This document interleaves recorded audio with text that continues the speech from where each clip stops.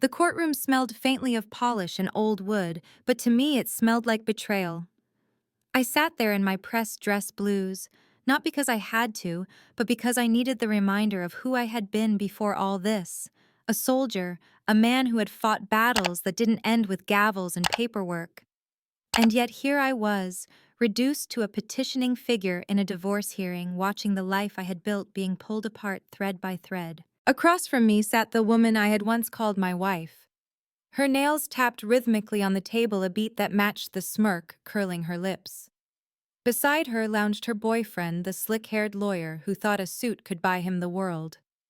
He looked at me with a kind of lazy arrogance that made me want to break something.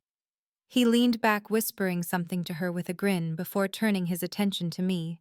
"The judge is my friend," he said, his voice loud enough to carry.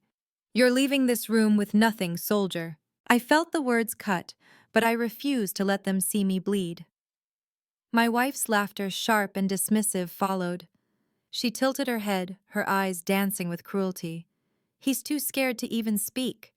Look at him." A paper slid across the table toward me. A property settlement written in neat legal jargon, stripping me of the house, the savings, even the old truck I'd fixed up with my own hands.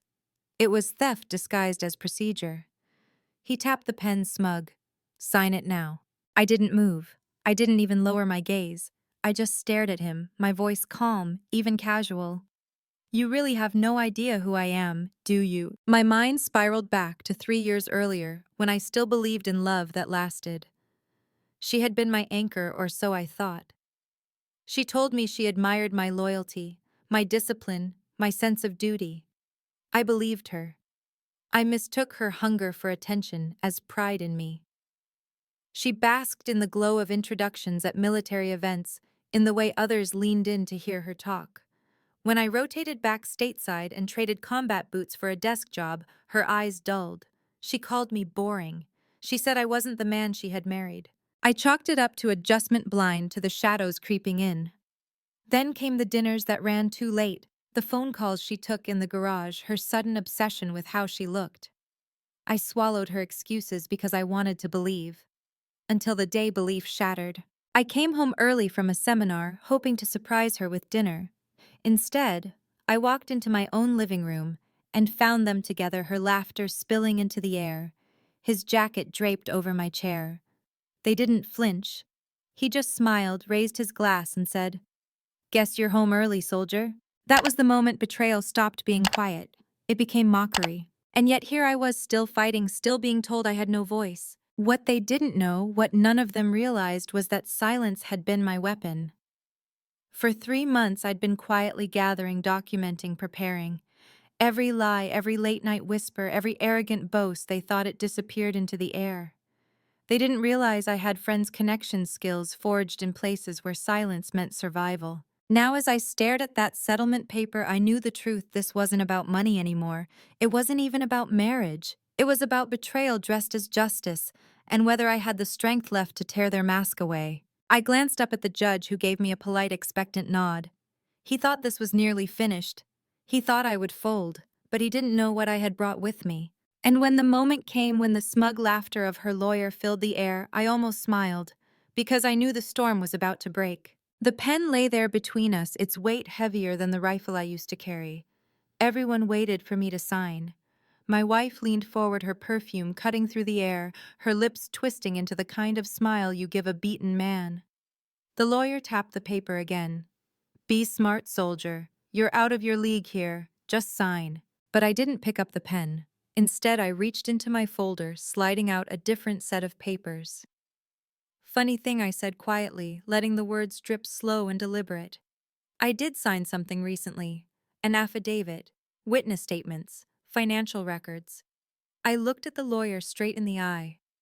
"Do you really want me to read them aloud?" The room stilled. My wife's smirk faltered. The lawyer leaned forward, eyes narrowing. "What are you playing at?" I spread the documents out across the table. Pages of bank statements, hotel receipts, screenshots of messages, all tied neatly to dates that coincided with my deployments, with the times she claimed to be at her mother's. The evidence didn't just show infidelity, it showed fraud. Transfers into offshore accounts, withdrawals that didn't add up, her signature where it shouldn't be. The judge leaned forward, his brows knitting together. Mr. Harris, what is this? I met his eyes. This is the truth, Your Honor. This is what happens when you dig past the surface. My wife's face drained of color. She grabbed the papers, flipping through them with trembling hands. These are fake, she hissed. This is all made up. But the lawyer beside her didn't look so confident anymore. He scanned the documents, his jaw tightening. He recognized some of the transfers because they weren't just hers. They were his, too. I leaned back, my voice calm, almost casual. You told me I'd leave this room with nothing. But from where I'm sitting, it looks like I'm not the one on trial anymore. The lawyer snapped. This is inadmissible. You can't just throw papers on the table. But the judge silenced him with a raised hand. If there's evidence of fraud, it will be reviewed. He turned to me. Do you have copies? I slid a second folder forward. Yes, Your Honor, documented and notarized. For the first time in months, I felt something crack inside me. Not despair, not rage, but something like release. The battlefield had shifted.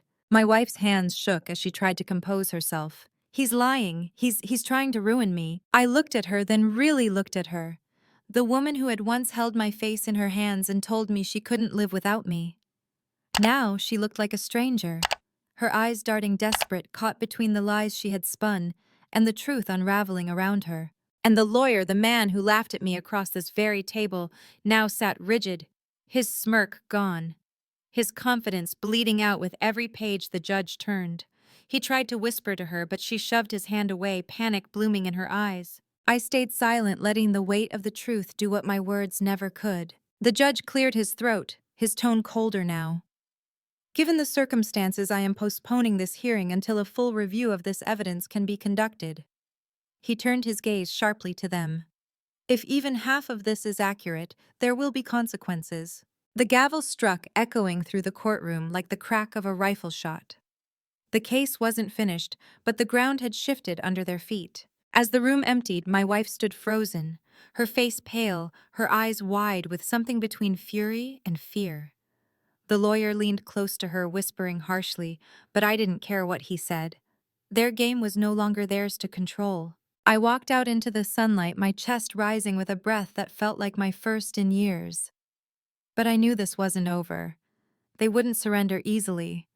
Betrayal like theirs never ended with a gavel. It ended with blood or scars, and I was prepared for both. The courthouse steps felt like enemy territory as I walked down them, every click of my shoes echoing in my chest. I could feel their eyes on my back, hers burning with fury, his calculating, already scheming about the next move. I didn't turn around. I'd spent too many months staring at their faces, trying to understand how love could rot into betrayal. Now I only looked forward. But the battle wasn't done. That night, I got the call I knew would come. A private number. I answered, silence on the line at first, then her voice trembling but venomous. You think you've won? You don't know who you're dealing with. You don't know what we can do. I closed my eyes, gripping the phone tighter. I know exactly who I'm dealing with. A woman who forgot what loyalty means. A lawyer who hides behind loopholes. And parents who raised me better than to surrender to either of you. Her laugh was brittle. Parents. You think your family will save you. You don't even know the half of it. The line clicked dead before I could reply. Her words gnawed at me long after. There was something hidden, something deeper than infidelity and greed, a rot that reached beyond her and her lawyer. And I realized I couldn't just fight for myself anymore. I had to uncover it all. The next morning, I met with an investigator I trusted from my military days. A man who knew how to move in shadows. I slid the flash drive across the table, the one that held backups of every document I'd collected. He plugged it in, scrolling silently for minutes that felt like hours. Finally, he looked up. This isn't just about her cheating or him trying to bleed you dry. These accounts, they tie into shell companies, money laundering, kickbacks. Your wife's boyfriend isn't just a lawyer, he's a fixer. And your wife, she's knee-deep in it. The words were a hammer to the chest, but they also lit something inside me, purpose. She hadn't just betrayed me as a husband. She had betrayed everything, turned her vows into weapons, her love into currency. That night, I dreamed of the battlefield again. The dust, the heat, the sound of distant fire. Only this time the enemy faces weren't strangers. They were hers. His, even the judges, all laughing at me while they pulled strings behind my back. I woke drenched in sweat but with clarity in my veins. They thought they had buried me, but soldiers don't stay buried, we rise. The following week, the headlines began to stir. A whistleblower complaint, an anonymous leak about a local law firm funneling money offshore. I watched from the sidelines as cracks spread through their fortress. Every news report felt like a small exhale of justice. Then came the confrontation I hadn't expected. I was leaving the gym late one evening when a car pulled up beside me. The window rolled down, and there he was, the lawyer. His perfect hair slicked his smile thin. "Soldier," he said, voice dripping mockery, "you think you're clever, but you've made enemies you can't even see. Walk away now, and maybe you'll keep breathing." I leaned down, meeting his gaze through the glass. My voice was calm, low. "You made one mistake. You underestimated me. And you underestimated the truth. Both will kill you faster than any enemy I ever faced." His smile faltered for just a second before the car pulled away. I stood there in the dark, the hum of the engine fading, knowing the war had reached its peak. And then the call came, this time from my investigator. His tone was urgent. "We've got what we need. But you should know. Your wife's been moving money again. She's planning to run." Run! That was all she ever did. Run from commitment, from honesty, from the wreckage she left behind. But this time, she wasn't going to escape, not while I still had breath in my body. I looked out at the night sky, my reflection faint in the glass of a shop window. For the first time, I saw not the man who had been broken, but the man who had survived, who had sharpened his wounds into weapons. The final battle was coming, and I was ready to finish it. The storm finally broke the night I confronted her. I tracked her to a private airfield on the edge of the city. The investigator's intel had been right. She wasn't planning to fight this out in court anymore. She was planning to vanish. I stood in the shadows as the sleek jet waited, its engines humming, its lights cutting through the darkness like a knife. And there she was, striding across the tarmac in heels far too delicate for running, her suitcase in hand, her lawyer-turned-lover walking just behind her. I stepped into the light, going somewhere. She froze. The suitcase slipped from her grip and hit the ground with a dull thud. He stiffened too, his hand twitching toward his jacket pocket until he recognized me. Then that same smirk crawled across his face. "Soldier. You just don't know when to quit, do you?" I ignored him. My eyes were locked on hers. "You were really going to leave everything behind, run, and let me pick up the pieces of your lies?" Her voice cracked, but not from shame, only rage. "You ruined everything. We had it under control until you started digging." I took a step closer. Control. You call this control. You let greed eat through your marriage, your name, your life.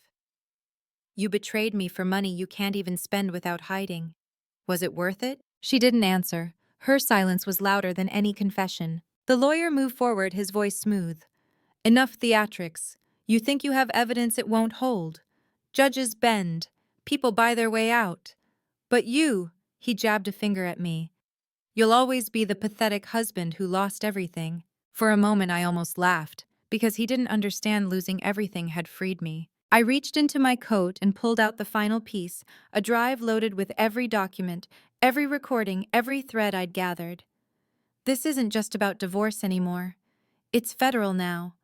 By the time you land wherever you thought you were running, your names will already be on every news channel in the country." His face twitched, confidence faltering. She looked at me like she finally saw the man she thought she had broken, the man who had once returned from war, and stood unshaken, the man who would rather burn than bow. Suddenly, blue and red lights flared across the tarmac. Sirens cut through the night air. Agents poured out of black SUVs shouting commands, weapons drawn. The lawyer cursed, raising his hands. She stumbled backward, eyes wild, her perfect world collapsing in flashing lights. As they were led away, her eyes locked on mine one last time. No apologies. No remorse, just bitterness sharp as glass. I stood there in the cold wind, my chest heavy, my hands trembling not from fear, but from the weight of finality. The months that followed were a blur of depositions, trials, headlines. Their empire crumbled in the courts, their faces plastered across screens as symbols of arrogance and greed. My name, once dragged through the mud, became the name of the man who had exposed them. But vindication isn't victory. It doesn't mend the scars left behind. Late at night, I would still hear her laughter in my head, the cruel sound in that courtroom when she thought she'd won. I'd see his smirk, the casual arrogance of someone who thought justice could be bought. And I'd feel again that hollow ache of betrayal, the realization that the woman I loved had chosen money and power over everything we had built. But with time, the ache turned into something else. Not peace, not yet, but strength. Because betrayal may break you, but survival reshapes you. And as I stood on my porch, months later, watching the sun rise over a horizon that finally felt like mine again, I understood sometimes the greatest revenge isn't in destroying your enemies. It's in refusing to let them destroy you. Freedom came slowly, like dawn creeping through blinds after a sleepless night. The trials ended. Their convictions were read aloud in courtrooms packed with cameras and strangers, every word echoing like the gavel that had once felt like it would crush me. My wife and her lawyer were sentenced, their empire reduced to rubble, their reputations ashes. I should have felt triumphant. I should have walked out with my chest high and my heart light. But victory is a strange thing. It doesn't erase the years of trust, shattered the nights lying awake beside someone who was already gone in spirit. It doesn't bring back the man I was before betrayal carved me hollow. What it gave me instead was clarity. I realized that the war I had been fighting was never really with them. It was with myself, with the part of me that clung to illusions long after they cracked, the part that believed love could excuse cruelty, that loyalty could fix corruption. When I finally let go, when I stopped trying to mend what was unfixable, I discovered the strength that had been mine all along. People called me brave, but bravery isn't standing in a courtroom with papers in your hand. Bravery is facing the truth when every part of you wants to keep pretending. It's choosing to walk alone rather than be shackled by lies. I moved out of the house that had once been ours. Too many ghosts lived in its walls. I sold the old truck too, the one I had poured my sweat into, because I didn't need symbols anymore. I bought a small place by the water instead, quiet and simple, where the only sounds were waves against the shore and the whisper of wind through the pines. Sometimes I sit there at dawn coffee, warming my hands, and think about the boy I was when I first put on a uniform. He thought battles were fought with weapons, that enemies were always obvious. He never imagined the sharpest knives could come from the people you love. And yet, if I could speak to him now, I would tell him, this pain changes you, but it doesn't have to destroy you. Betrayal may break your heart, but it can also rebuild your soul. And scars are proof, not just that you survived, but that you refused to surrender. So if you're listening to this, if you've ever been laughed at while your world was burning, if you've ever had someone you loved turn their back and mock your pain, I want you to know you are not weak, you are not alone, and you are not defined by what they tried to take from you. The greatest revenge is not in tearing others down, it's in standing tall when they swore you'd never rise again. This is my story. But maybe in some way it's yours too. If it moved you, if it reminded you of your own strength, I ask you, like this video, share it with someone who needs courage, subscribe for more stories of survival and truth, and leave me a comment. Tell me, what did you learn when betrayal tried to silence you? Because your story matters, your voice matters, and sometimes sharing it is the first step toward healing.